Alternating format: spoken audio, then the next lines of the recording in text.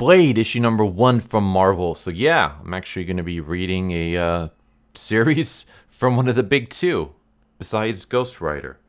So this issue starts off in a nightclub where a bunch of vampires are there. So very much inspired by the opening to the first Blade movie. I'm assuming it's inspired by that. Not as good as that opening though. Then again, it's very, very hard to beat that opening because that's one of the coolest openings to a movie ever. I freaking love that movie. I think Blade is one of the greatest movies based off a comic book ever. I would say Blade and the first Teenage Mutant Ninja Turtles movie. Greatest two movies ever based off of a comic book series. Nothing has ever topped that in my opinion. But yeah, back to this. This dude locks the door.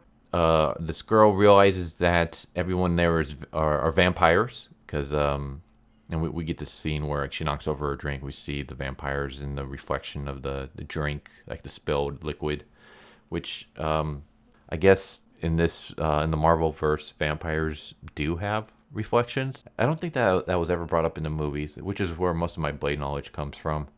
I've only read like a couple of Blade comics. Well, issues, not like full series or anything like that. So I don't know. I thought it might have been a little bit cooler if she knocks over a drink or whatever. She sees the reflection and everyone is missing, but we know that they're there. And I think that would have been a lot cooler than just seeing the vampire's reflection in an alcoholic spill. But yeah, everyone there is the vampire except for this girl, and they attack her. But she's able to dodge out of the way, and before they can all gang up on her, a UV light shines through and starts burning the lead vampire. And that's when a sports car crashes through the building and starts lighting up a bunch of the vampires. And then Blade steps out, and he's dressed kind of slick. It's kind of weird seeing, he's not necessarily wearing a tuxedo, but it's kind of like a dress shirt. It's kind of weird seeing him in a dress shirt and a sports car. Again, because most of my Blade stuff comes from the movies, I'm just so used to that version, the Wesley Snipes version of Blade. So I'm used to seeing him in a beat up muscle car or a motorcycle, and the long leather coat and leather outfit, and not so much this. But yeah, he makes short work of the vampires except for the leader, who runs away. And then he tells the girl to get in his car, and it turns out that the girl's name is Dana. And for some reason, a bunch of supernatural creatures are after Dana, and they want to kill her, and she has no idea why. And that's when we get a flashback to a week ago, where we are in Dana's apartment, and her boyfriend is impaled to the wall by a bunch of blades. And basically, there's this werewolf. His name is Tanaka, and he explains that, yeah, this girl's name is Dana. We need you to protect her. She's not a werewolf. We have no idea what she is. She's just important. She's charmed, and she's being hunted. There's some kind of shift in the second world, and vampires, werewolves, specters, all these monsters can feel it. For some reason, she's in the center of all this. She's in the center of all this shift, and we have no idea why, but all these creatures want her. We assume they want to kill her, and she needs to stay alive, because if she dies, then the second world and the first world will somehow explode together. Basically, humanity and the world will be wiped out if she ends up dying, or if the enemies get their hands on her. One of the two. And so, yeah, Blade's all right, fine. I'll take this mission. If you're lying to me, I'm going to kill you, though. And also, I will find her and I'll bring her back to you. But the rest is not my problem. The rest is your problem.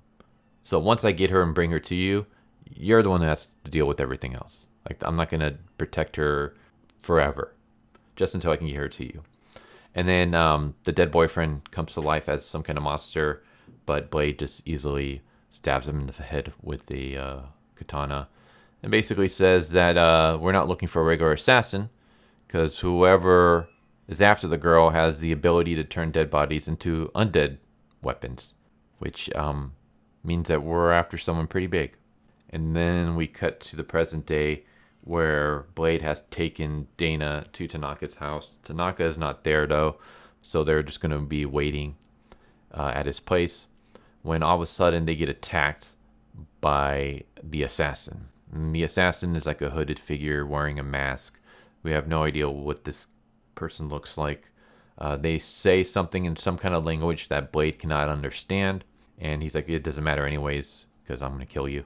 And so they fight. And that's where the biggest problem with this issue comes in, is the fight scenes. The fight scenes are just, I'll be honest and blunt, they are just downright horrendous.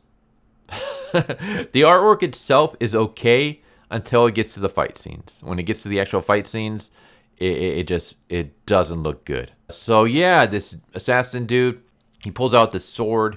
It starts lighting up on fire, and he's about to slash at Dana when we have this comical scene of Blade kicking a chair, which slides across the room, hits Dana just as the assassin swings his blade, causing him to miss.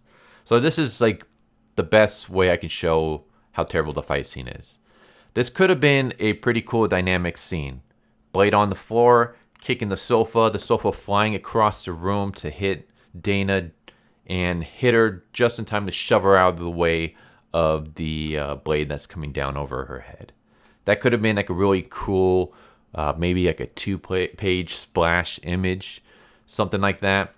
Instead, it's not. It's a 4-panel, 1-page segment, and it just looks really, really cheesy and funny. Like just Blade, like the way he looks laying on this floor here with his legs kind of outstretched. I'm supposed to get the feeling that he kicked this chair because it says kick, but this doesn't look like a kicking motion.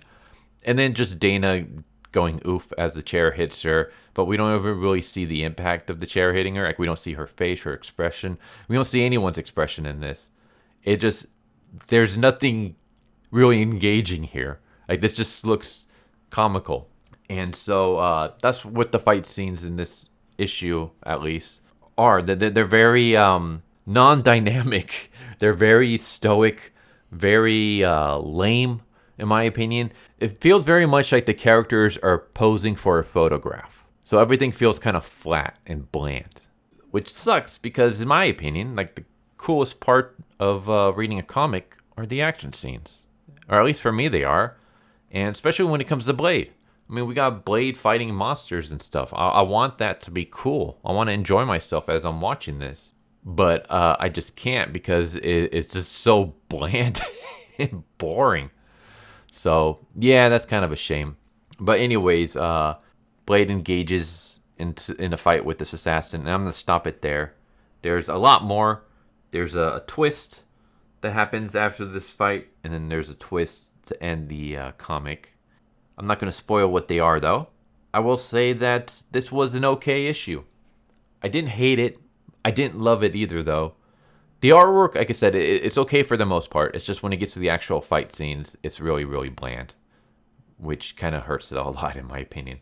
The writing itself is okay, though it makes you think it's going to be one thing and then completely throws that out the window. So you're thinking, okay, this series is going to be about Blade protecting this girl from an army of supernatural assassins that are after her head.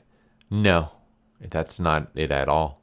It starts off you thinking that it's going to be that, but then nope, it completely flips the script, which I don't know if I like that or not. I do like that it kind of goes against the cliche, because one thing I was like, oh, is this going to be one of those like where she's the key to everything and this is going to be like the hero's journey? No, it's not that at all. Thank God. But at the same time, I kind of wish that we had developed more of a bond between Blade and this girl, not in a romantic sense, but just we get more from them before we have the twist happen. Because I feel like then that would have been like a cool, like out of nowhere cliffhanger that we could have had. But I feel like it happens too quickly. So I guess we'll see where it goes. If I were to grade this issue, I would give it a 5 out of 10. Maybe a 6 out of 10 if I'm being super generous. But I think a 5 out of 10. Yeah, 5 out of 10 is where I would grade it. It's a average issue. It's not good. It's not terrible. It's average to okay at best. There is enough here that I'm going to read the second issue when it eventually comes out and see if it gets any better. But if the second issue is just the same as the first issue, then I'll probably end up just dropping this at issue 2. We'll see. For now, though, it's just a average issue, okay at best. Does some things that I like, does some things that I really don't like. So yeah, I don't know. That's the best I can really give it. Hopefully the next issue is a lot better because I want to see a cool Blade focused series, even if it happens to be a miniseries. I have no idea if this is or not. But yeah, hopefully it gets better. For now, it's just meh. So there you go. Blade, issue number 1 from Marvel. Hope you enjoyed the video. Hope to see you next time. Take care.